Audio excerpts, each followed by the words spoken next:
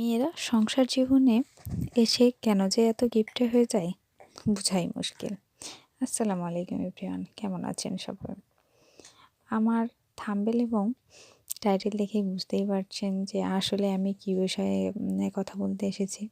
আসলে মেয়েরা শ্বশুরবাড়িতে এসে অল টাইম গিফটে হয়ে যায়। বাবার বাড়িতে ইচ্ছে মতো সে খরচ করে, আর শ্বশুরবাড়িতে এসে বরের খরচ করতে মায়াই লাগে।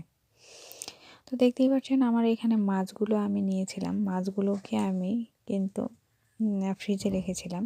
ফ্রিজ থেকে বের করার জন্য আমি ভিজিয়ে রেখেছি। তো প্রত্যেকটা দিন আমার কিন্তু বাজারটা আমার দেখানো হয় না। তা আজকে ভাবলাম আপনাদের আমার বাজারগুলো দেখাই, কাঁচা সবজির বাজার। আর যেহেতু শীতকাল, সেহেতু তো সবজিতে ভরপুর।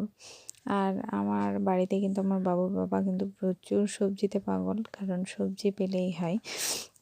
তো দেখতেই পাচ্ছেন এখানে বেগুন, মূলা, নতুন আলু, ফুলকপি, বাঁধাকপি আর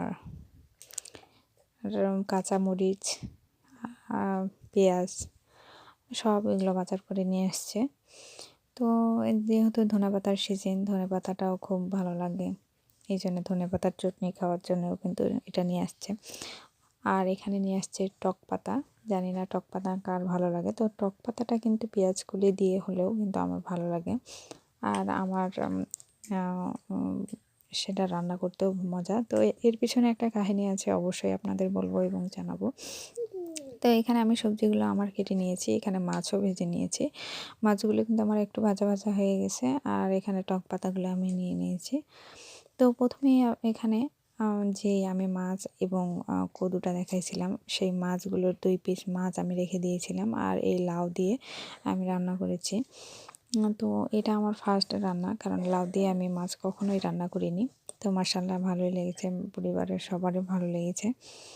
আর তারা ভালোই বলেছে।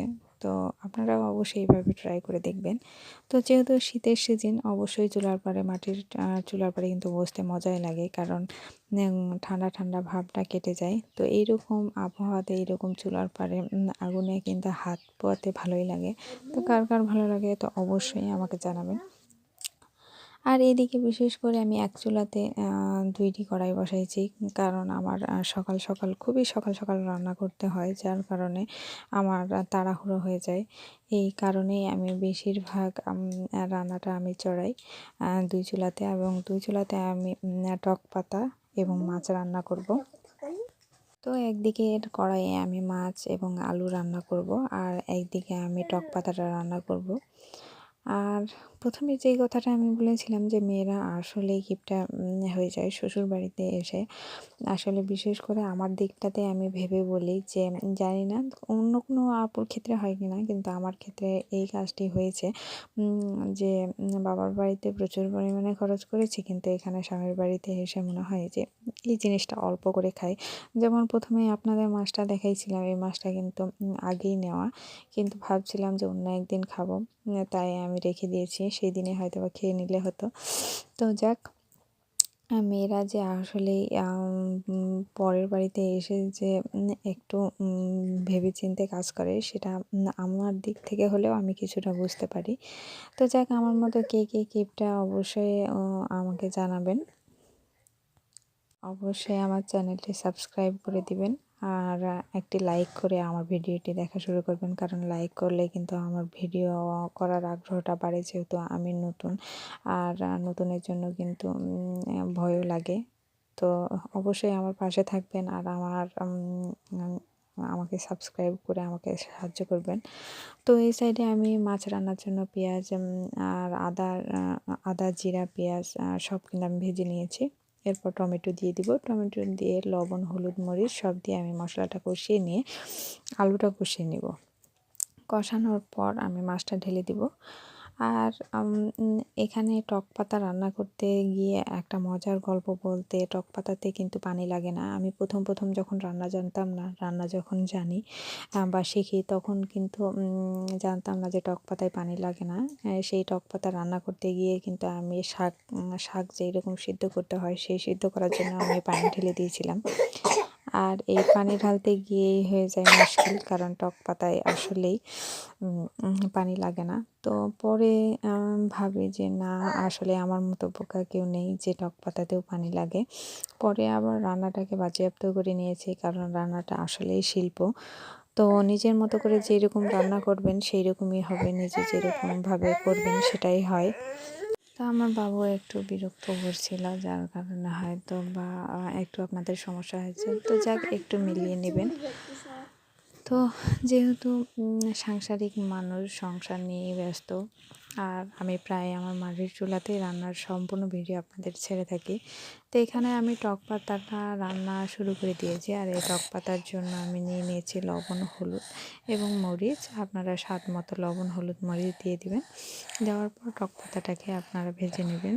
আর এখানে একটা মজার জিনিস হলো যে আমি এখানে কোনো প্রকারের পানি ব্যবহার করিনি।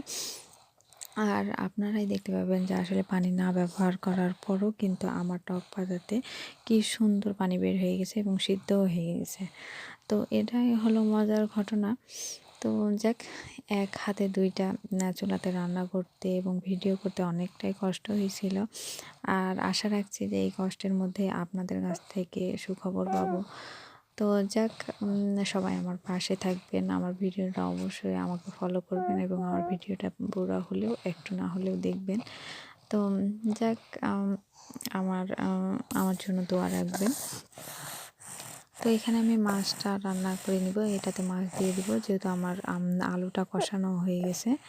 আর আমি প্রত্যেকটা ভিডিওতে আপনাদের জন্য একটা করে রান্নার আমি রেসিপি দেওয়ার চেষ্টা করি, যাতে আপনারা দেখতে ভালোবাসেন। তো আমার বাড়ির না হলে পোষা প্রাণীগুলোরও আমি ভিডিও দিয়ে থাকি, তা অবশ্যই দেখবেন। আর আমার জন্য দোয়া রাখবেন, আমার চ্যানেলটিকে অবশ্যই সাবস্ক্রাইব করে দিবেন। তো দেখতেই পাচ্ছেন আমার টক পাতাতে কিন্তু আমি একটু পানি দিইনি, কিন্তু কি সুন্দর পানি বের হয়ে গেছে। তো এই সাইডে আমার মাছও রান্না হয়ে গেছে, এই সাইডে আমার টক পাতাটাও রান্না হয়ে গেছে। কিন্তু টক পাতা হলো আমার এক কড়াই ছিল, সেখানে আমার কিন্তু টক পাতা একটু হয়ে গেছে, কারণ এই টক পাতাগুলো কিন্তু অল্প হয়ে যায়। দেখতে পেলেন যে আমার টক পাতাগুলো কতগুলো ছিল আর কতগুলো হয়েছে।